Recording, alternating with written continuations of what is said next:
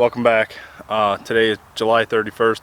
It's the same day that we're planting all our food plots, and I wanted to make a separate video, show you guys how to make the famous vine mock scrape. I'm going to put two here in this location. This is my back 40 plot that I have at my parents' place. This is going to be a half-acre brassica plot, and as long as the seed takes. You guys have been following along with the food plot series videos.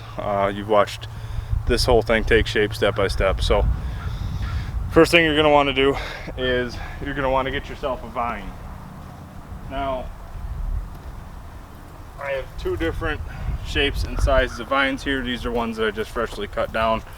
This one here is probably closer to 3/4, 7/8 of an inch, where this one is closer to a 1/2 inch or 3/8 of an inch. That's roughly going to be the size that you guys are going to want to look for when you guys are doing a vine mock scrape.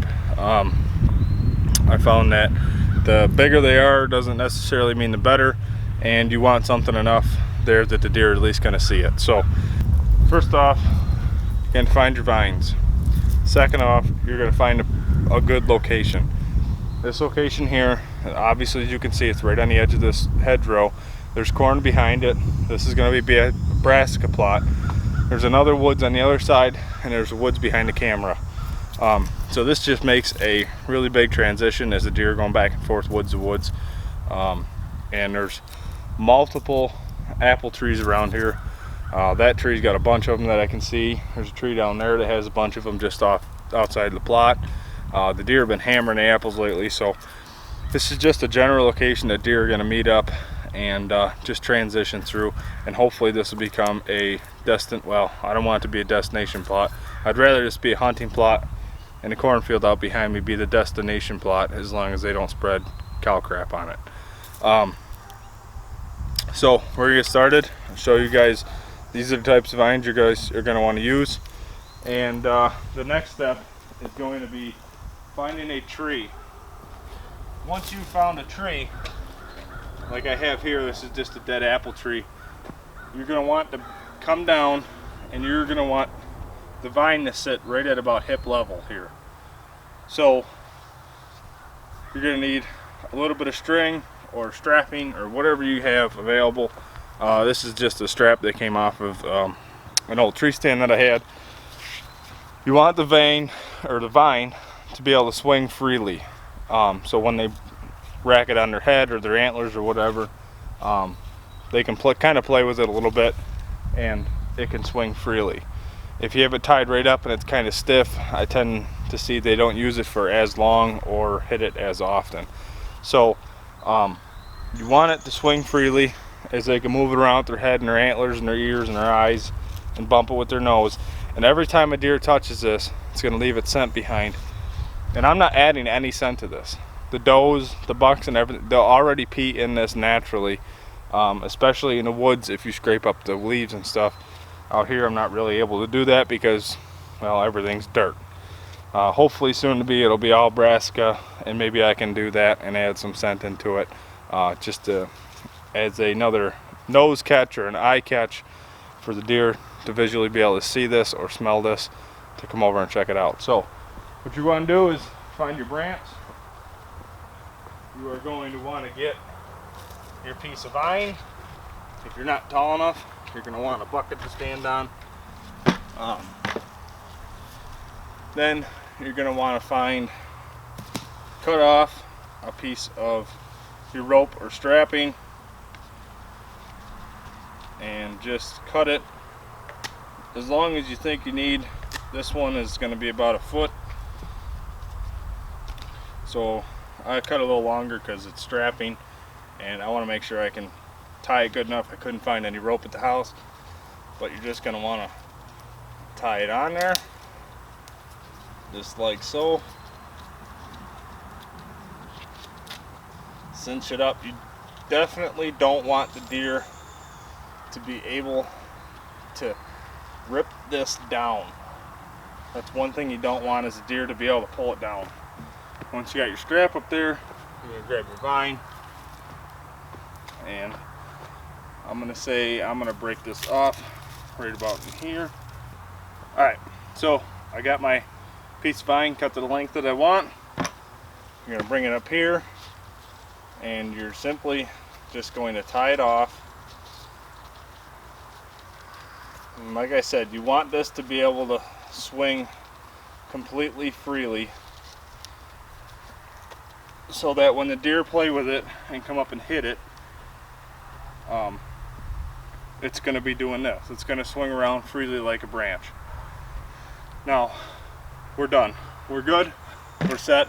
This vine, you definitely don't want it to come undone, like I said.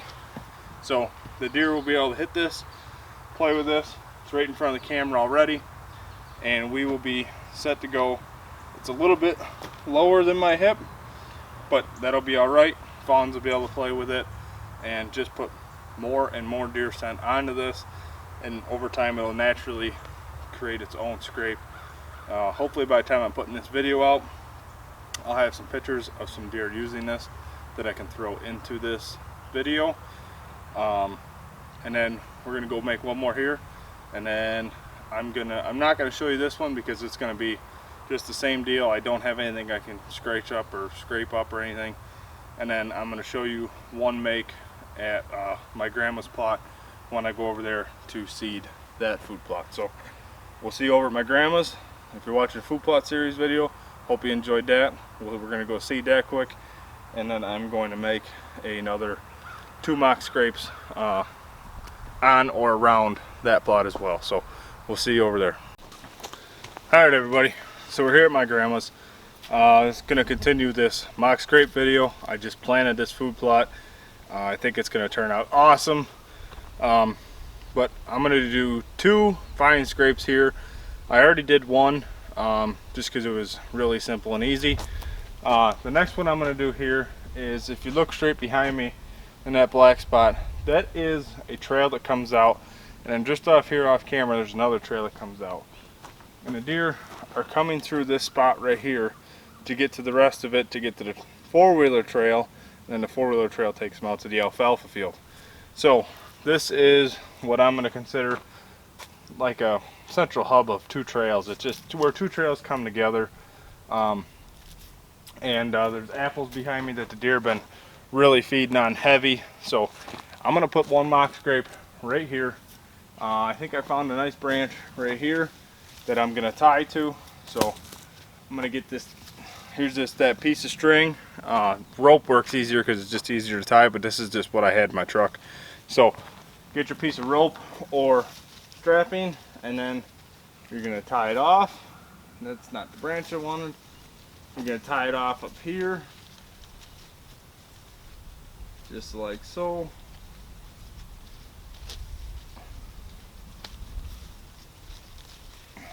So the branch is tied, and you want this vine to be able to swing completely freely. So once you get that tied up there, then you can go ahead and tie on your vine.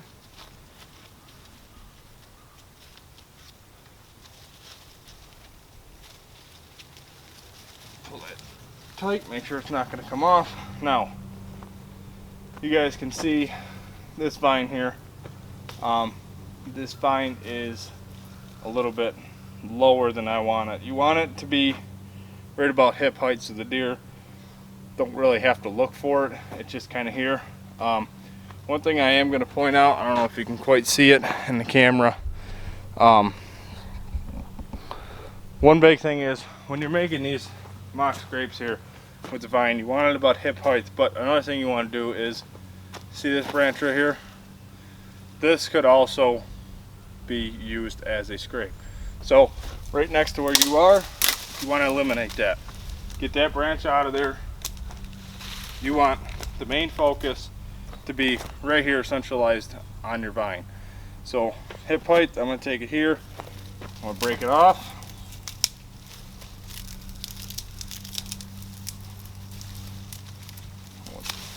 Once you got it broke off, you throw it to the side, and then you are good to go.